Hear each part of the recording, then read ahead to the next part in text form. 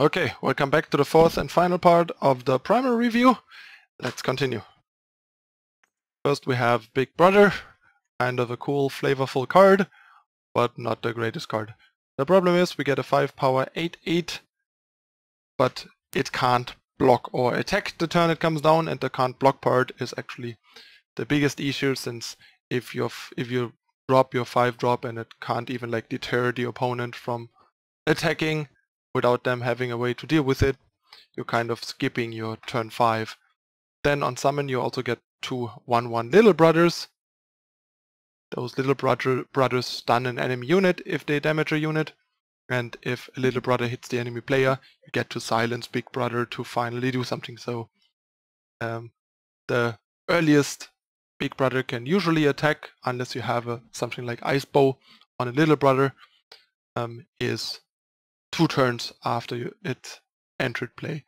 Sure, it's kind of nice to get an 8/8 and 2 1/1s that stun on damage for 5, but in the end, with so many better 5-drops, and this is so conditional and so much can go wrong, that this will just not make it.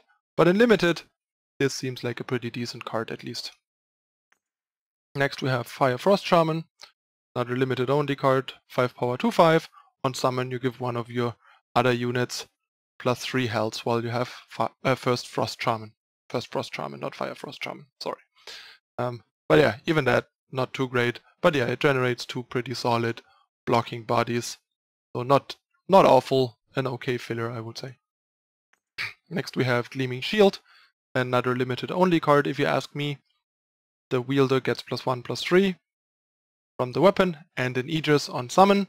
That's important because then if you spellcraft with Mirror Image and you mirror image the unit that's equipped with the shield, you still get the Aegis, because the Aegis is provided to the unit, not attached to the shield like with other Aegis weapons. But yeah, in Limited, this is a really powerful 7-drop. Next we have Sack the City, a very narrow card for Constructed that will rarely make it into any deck. There are like maybe few decks that can consider running this as like a 1-off or a 2-off or as a market target, but yeah, it's very, very fringe in Constructed, if it will see any play at all.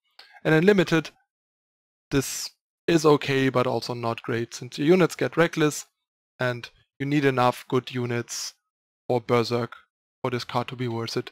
But yeah, feel free to try it out in Limited and see how good it is. Next we have a 2/5 for 5 with Flying and Berserk. Without any help, the Berserk is not very powerful on this, but yeah, a 5 power 2/5 flyer alone is a decent blocker, and the Berserk together with weapons makes it a decent attacker. So pretty solid limited card, but a limited card only. Next we have Cliffside Caretaker. A 2/4 for 6 is a really bad stat to cost ratio, but getting flying on Inspire is pretty good, so this is still a decent card in Limited since flying is so powerful. Next we have End of Hostilities. This card also in Constructed a bit too weak, I think, since you basically need Tribute or Warp for this to be reasonably good, and with Warp it's still pretty bad without the Tribute, since only the Tribute will make up for investing 6 power. But then it's fairly strong. But yeah, in Constructed I don't see this remotely playable. But in Limited, this is a decent card at least. Next we have Moonlight Huntress.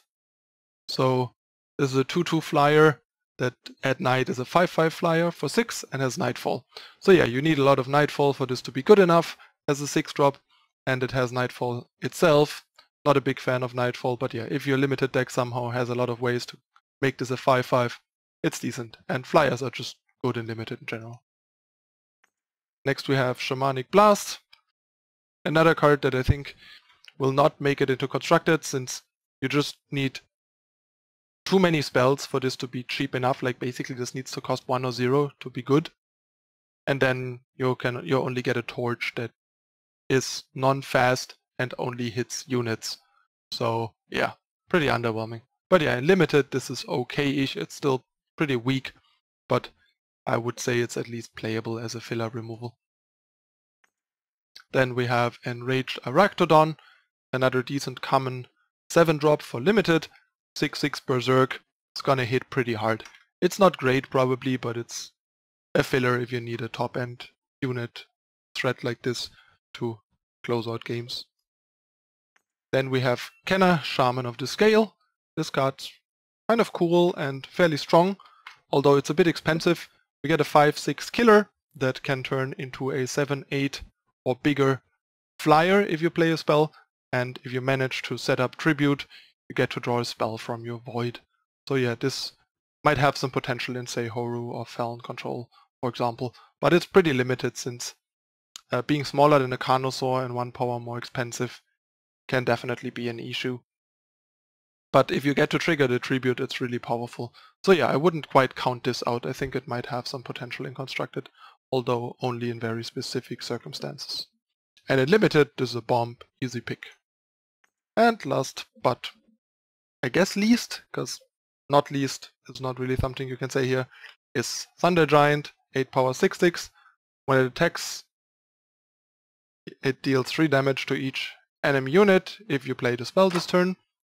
So pretty weak for Constructed, but in Limited, an 8 power 6/6 that can completely devastate the opponent on the first attack if you have a spell is pretty good. So 8 drops are not great in draft, but this is a potentially pretty devastating 8 drop, so it seems playable. Alright, let's take a look at my top 5 Primal. They are pretty underwhelming, honestly. We have Yennefer Merchant, just like any merchant will make it into the top 5 by default basically. Then we have Kenna, Shaman of the Scale, that is already like not a universally good Primal card. Clan Standard, really good, but also not universally. Honored Skyguard, decent and kind of fringe, so also nothing to write home about. And Leader's Apprentice, also pretty mediocre and situational. And as an honorable mention, Breeze Dancer for the Crown Roaches deck, basically. But yeah, all in all, Primal is in a really, really poor spot in this set. It basically didn't really get anything other than the Merchant and the Standard. The rest is just kind of like filler material to even like get to 5 or 6 cards for this list, really. Okay, and that's it for the Primal part of the review. I hope you guys enjoyed it.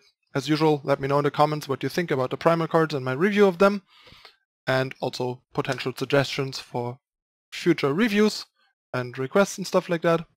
And yeah, if you enjoyed this, please like and subscribe to the channel below to not miss out on future stuff, and check out my social media and my stream here to be always up to date and not miss me when I'm going live to stream, like probably later today.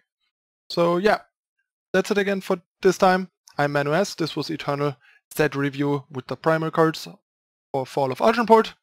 I thank you for watching, and I see you next time with the Shadow cards. Bye!